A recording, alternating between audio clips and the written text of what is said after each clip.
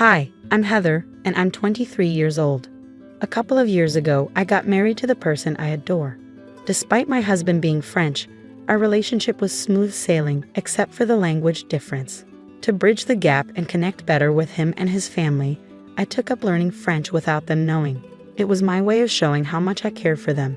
My husband, Frederick, and his mom, Avril, had no clue about my secret language lessons. I not only learned French but also became quite good at it through hard work and practice. I reached a point where I felt confident enough that I could survive in France if I had to. You might wonder why my husband doesn't know about my skills. Truthfully, I was a bit shy.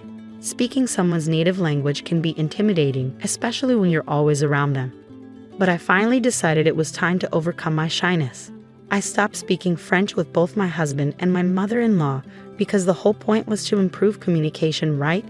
It turned out to be fortunate that I hadn't started speaking French with them yet, because one day I overheard a conversation that led to some unexpected events. Hi Mom, how are you today? Thanks for inviting me over on this beautiful Sunday afternoon. It's our pleasure, dear. Hello Mom. Hello my dear. How are you? Thanks for having me. Don't mention it. You're always welcome here. I brought some croissants and what do you Americans call them? Bagels. Yes, bagels and croissants for our afternoon tea. How thoughtful. Thank you. Please, come and sit, Mom. The food will be ready soon. Did she cook? No, I did most of the prep work. Don't worry. I was relieved to hear that, though I couldn't help but wonder what she meant by it. However, I was too shy to ask. It was odd because Avril usually enjoyed my cooking. I figured maybe she just wanted her son's cooking that day, something familiar. Then, I overheard her saying, I can't stand her cooking. Why did you even invite me over? We should have gone to a cafe to avoid her. Mom, remember we agreed to speak English so Heather doesn't feel left out? Oh, I'm sorry, dear. I was just saying the food looks delicious. I was surprised to find out that it was my husband who cooked. I wish it was your cooking. I always love your food. This left me baffled. How could she say those mean things in French and then lie to me in English? I started to doubt my translation, but I had a plan to confirm my suspicions. Don't worry, you can speak French if you prefer. It's your language after all. I'll be okay. I decided to use the Google Translate app to record her conversation to ensure I understood correctly. At this point, I doubted my translation skills. As we all sat down to eat, what I heard next shocked me. I want to discuss our plan. The time is nearing. It's practically tomorrow, Frederick. You need to be serious. The app, along with my understanding of French, confirmed that there was indeed a plan being discussed. But Mom, not now. I said I'll handle it. Heather, my dear, what are you going to tell her? Could you pass me the sugar, please? She doesn't know anything about the plan. I was just going to tell her I'll be out of town. Out of town? Why? I was utterly confused by what was happening. Despite my confusion, I stayed composed, not revealing that I could hear their conversation, so I could strategize my next move. Yes, Mom, I understand. I'll take care of it. I know how crucial this is. It's incredibly important. If your great-uncle doesn't see us tomorrow, he might give the house to someone else, like your cousin or aunt. We can't let that happen. No one should know about this house. Oh, Mom, you have such a sense of humor. Don't worry, I was just speaking English so Heather wouldn't suspect anything. Heather? Suspect what? Oh, sorry, dear. I was just asking who made this delightful tea. It's wonderful. That would be your talented son. I'm not as skilled as he is in these matters. Oh, darling, your cooking is fantastic. Terribly fantastic, Mom. She might catch on. No, she won't. She's too clueless to understand us. I'm not so sure, Mom. She probably understands some basics, I think. Let's test it, Heather. How much French do you know? At that moment, I realized I had to play dumb and pretend I didn't understand anything, allowing them to reveal more of their intentions and true nature. I'm still pretty terrible at French. I only know basic phrases like bonjour and comment tout appels. Oh, that won't do, dear. You should learn more French. Yes, ma'am. I'll work on it.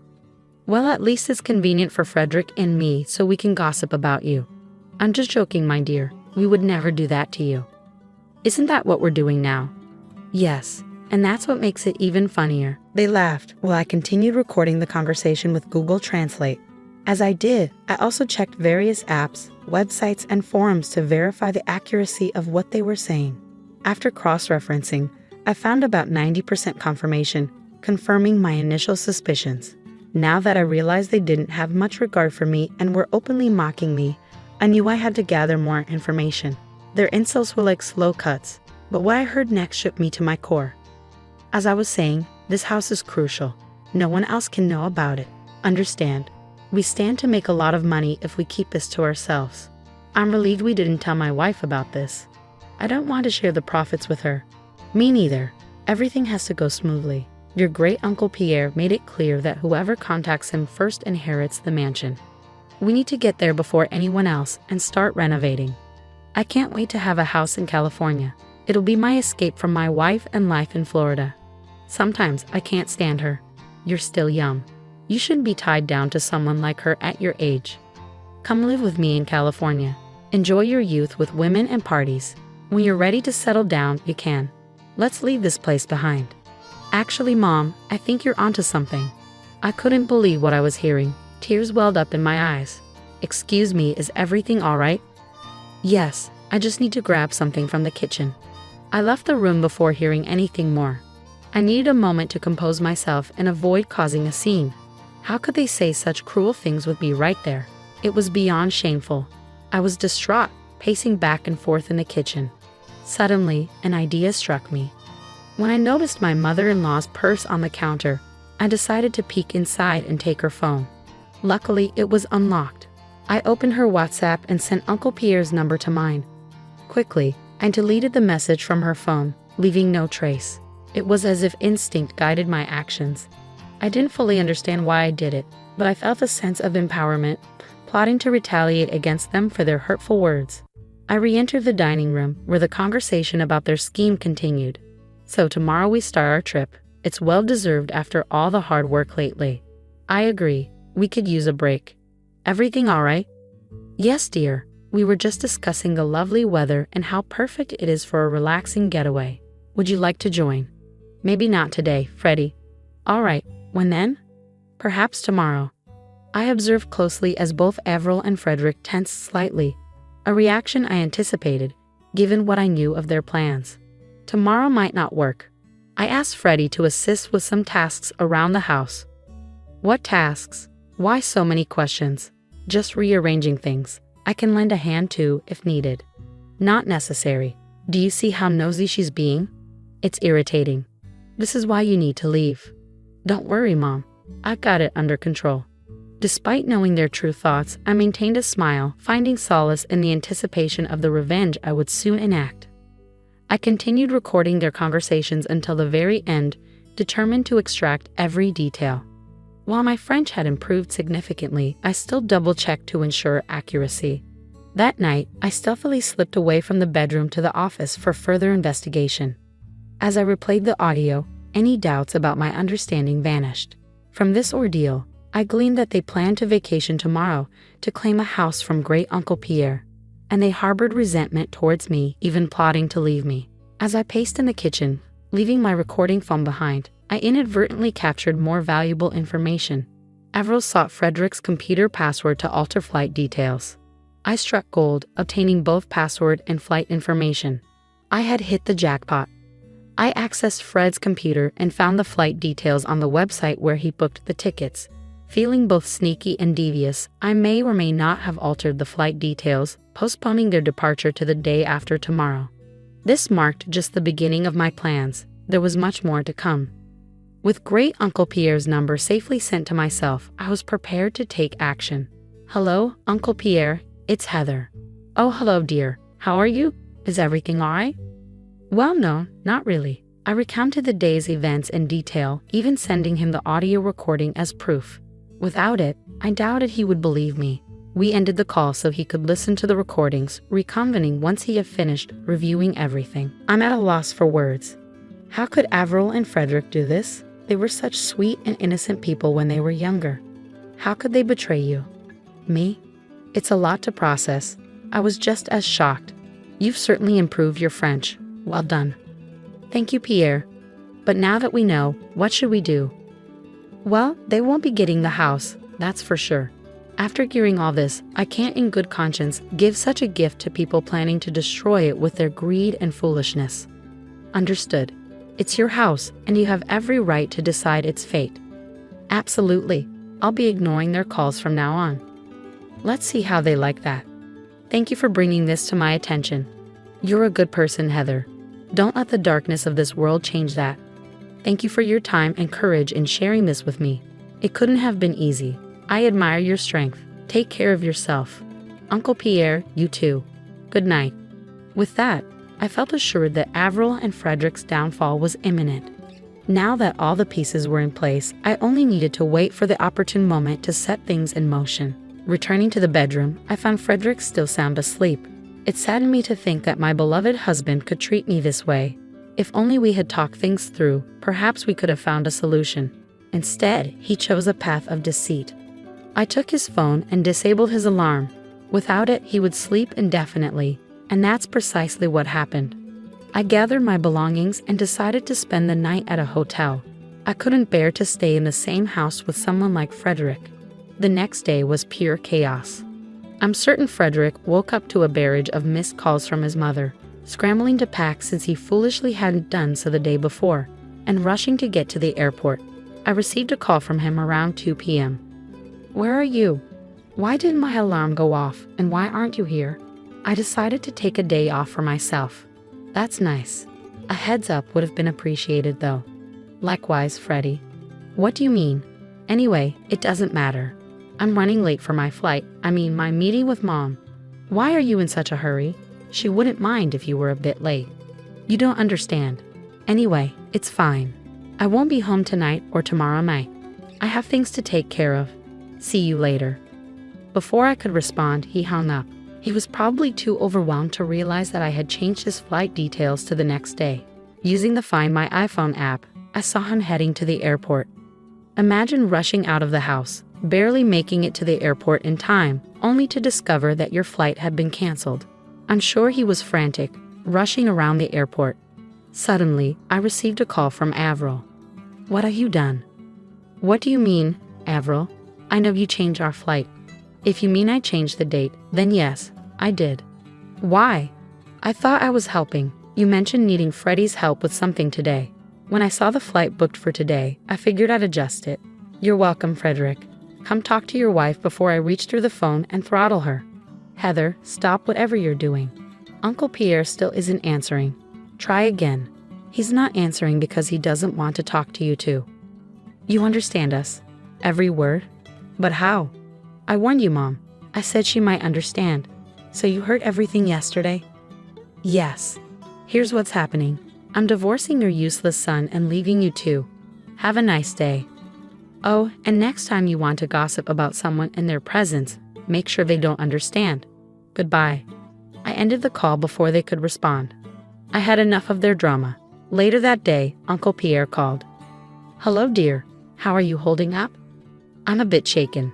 I just had a terrible argument with Fred and Avril, and now I'm divorcing Fred. I'm sorry things turned out this way, Heather. It's part of life, I suppose. How are you feeling? Well, I finally confronted them, and they're not happy about it. What'd you say? I told Fred he's foolish for mistreating you, and I called Avril out for involving her son in her schemes. And I told them I'd given you the house. You did what? Yes, dear, the mansion is yours. Even if you divorce Fred, it's yours to share with whoever you choose. I'm speechless. It's overwhelming. I wanted the house to go to someone kind, resilient, and compassionate. That's you. It's the least I could do after all they put you through. Take it. And just like that, not only did I rid myself of two toxic individuals who didn't truly care about me, but I also acquired a multi-million-dollar mansion. Watching me gain the house they coveted so much drove Avril and Frederick into a frenzy. They bombarded me with death threats daily, but I simply replied with pictures of different parts of the house. A subtle reminder that it belonged to me, not them. Revenge had never felt so satisfyingly luxurious. I once had a fiancé named Mike whom I promised to marry, but I couldn't live with him because of my sister Evelyn. During that time, I was deeply distraught. However, I've since found new happiness. It's important for both my sister and my ex-fiancé to understand this. My name is Emma. I'm an ordinary office worker, not particularly beautiful. Back then, I was engaged to Mike, a handsome man at a prominent company known for his looks. We were blissful, believing our happiness would endure. Yet reality dealt a harsh blow. I couldn't marry Mike because of Evelyn. My sister Evelyn has been passionate about fashion since childhood and remains so today. Her beauty has always attracted attention. She was popular with boys since junior high. She even modeled for a fashion magazine once, an experience that fueled her dream of becoming a model. After university, when I started working at a regular company, I was invited to dinner by a business associate, Mike. After several friendly outings, one day he confessed his feelings for me during dinner. I was taken aback by his sudden confession but also drawn to him. Thus, we began dating. A year into our relationship, Mike proposed, and I happily accepted. When Mike and I visited my parents to share the news, they were overjoyed. We discussed wedding plans, and I was thrilled. However, someone was not pleased, my sister Evelyn. Evelyn was shocked and displeased to see me getting married, especially to someone like Mike.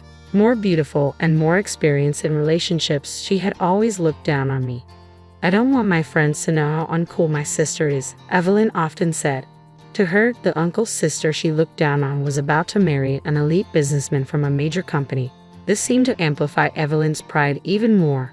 However, I was oblivious to Evelyn's true feelings. Looking back, I should have noticed her attitude at the time.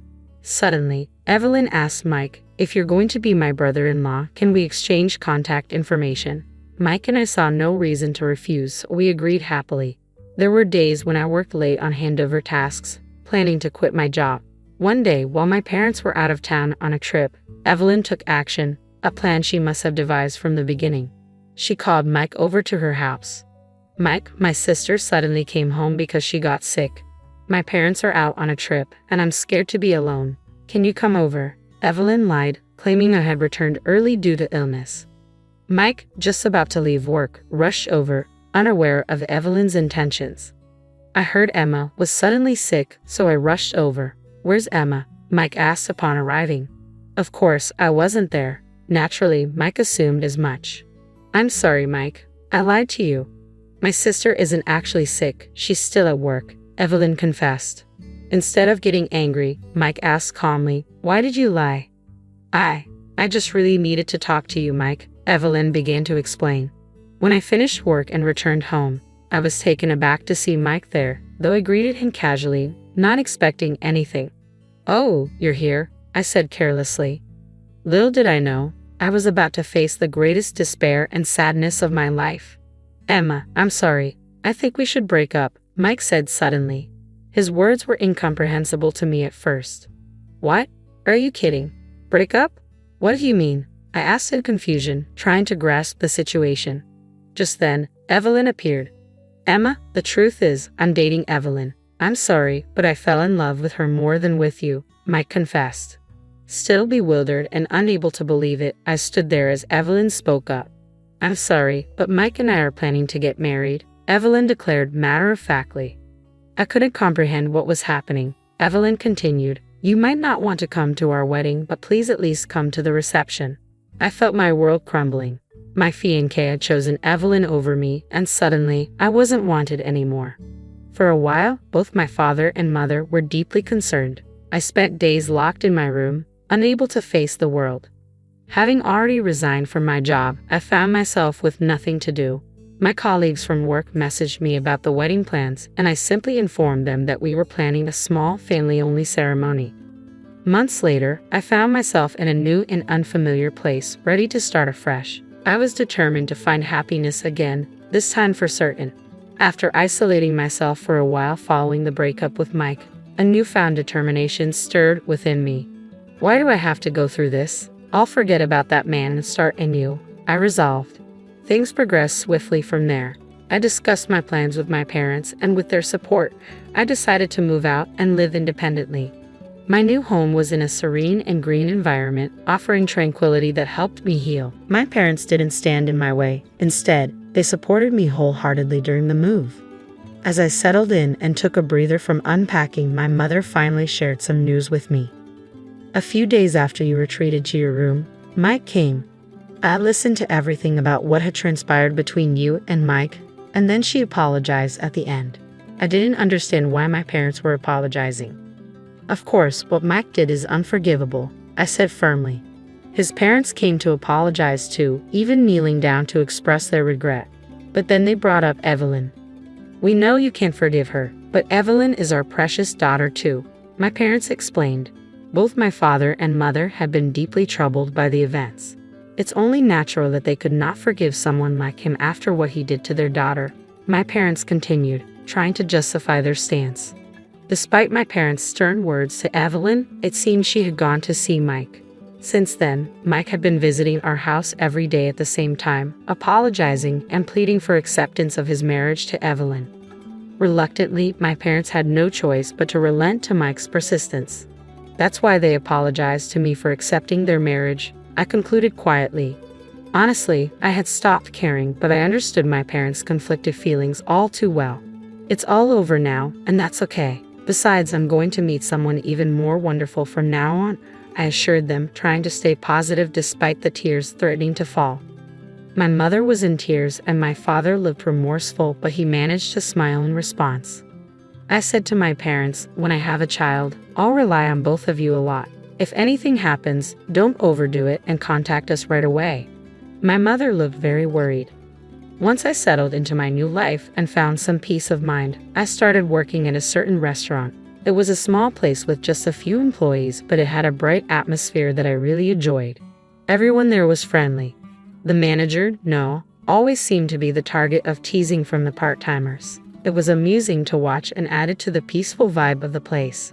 A few months into my job, a fateful event occurred that would impact my future. It happened after closing time when Noah offered me a ride home and confessed his feelings for me. I was torn. Noah is a genuinely good person and his kindness shines through. He's also popular among women due to his attractive personality and looks. However, I couldn't shake the fear of being abandoned again, haunted by past experiences. Perhaps sensing my uncertainty, Noah assured me he didn't need an immediate answer and left it at that. Things were a bit awkward between us for a while, yet the usual banter with the part-timers and Noah's kind demeanor helped me ease my worries. Maybe my heart had already made its decision. It was during this time that, during a break, I learned something about Noah that surprised me deeply.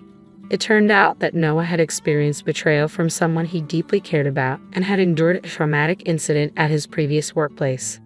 Noah and I shared a common past of being hurt by those we loved. That day, I decided to walk home with Noah to hear his story.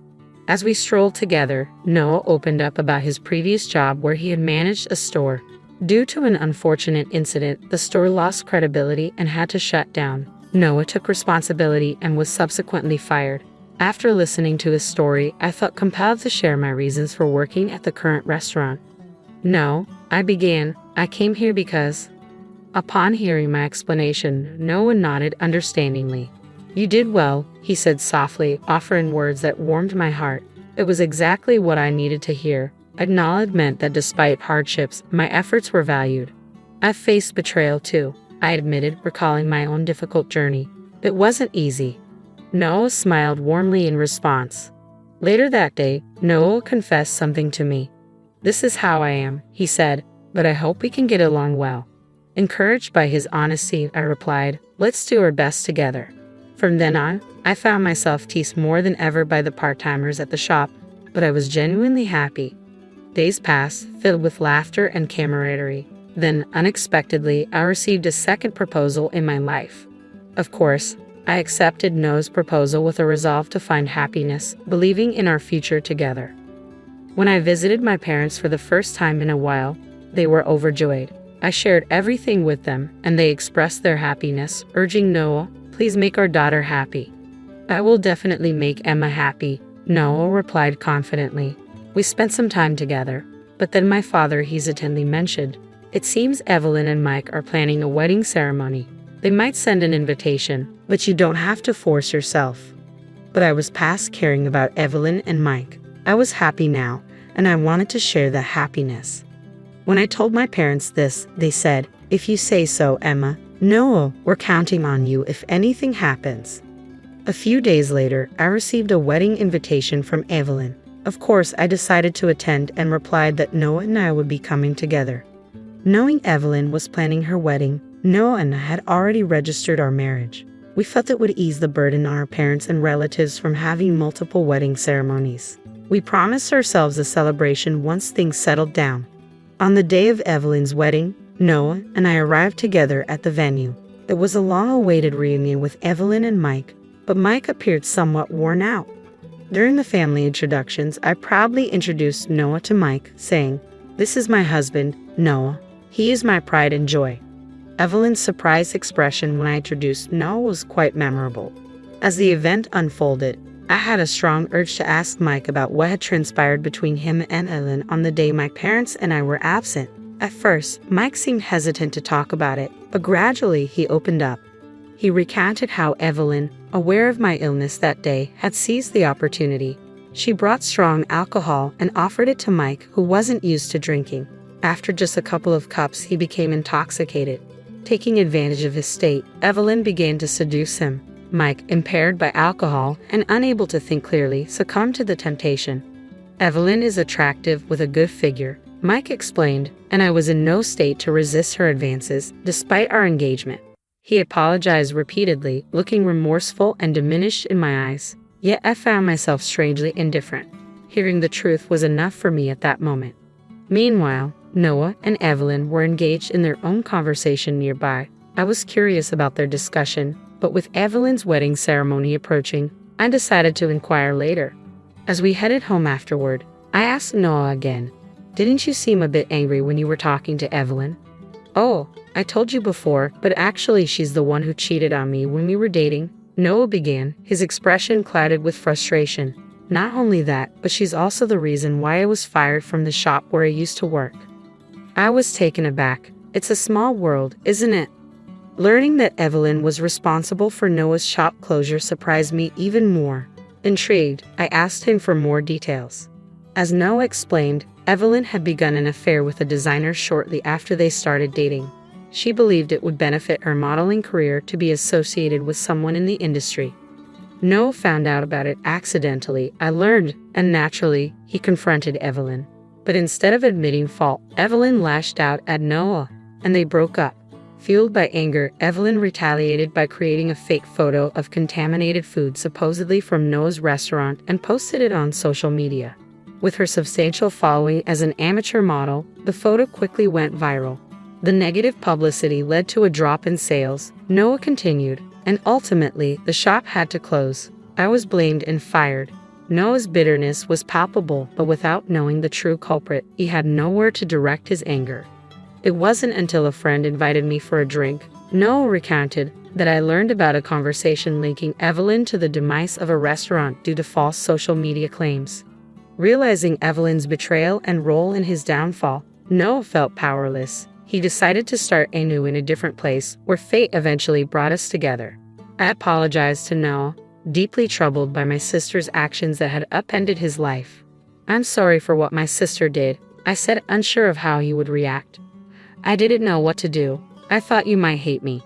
"No, Emma." Noah reassured me kindly. "It's in the past. It's not your fault." His forgiveness lifted a weight off my shoulders, and together we resolved to pursue happiness once more. Later, Evelyn faced her comeuppance. She chose our current residence for a photo shoot, aiming to bolster her modeling aspirations with a gravure session amidst its lush greenery. Little did she know, the restaurant she selected for a meal during this visit was Noah's former establishment. Although I had already left Noah's employ by then, I heard about what transpired later. Upon recognizing each other, Noah firmly denied Evelyn entry into his restaurant. "I can't allow you in," Noah stated firmly to Evelyn and the photo shoot staff, citing her past actions and the repercussions he had endured. Stunned and pale, Evelyn had no retort. Noah even threatened to expose her past to the company president where she was about to join, which ultimately led to her losing the gravure shoot deal and tarnishing her reputation in the industry. Furthermore, news came that Mike's company performance had faltered, putting him at risk of demotion. Even my mother expressed concern for their uncertain futures. Despite these events, Noah and I continued to find happiness in each other every day. Today marks our long-awaited wedding day, a testament to our perseverance through adversity. As we celebrated, colleagues from the restaurant where we first met congratulated us, repeating a familiar line amidst laughter. No, and I solemnly vowed before everyone to cherish our family and uphold our happiness, now and always.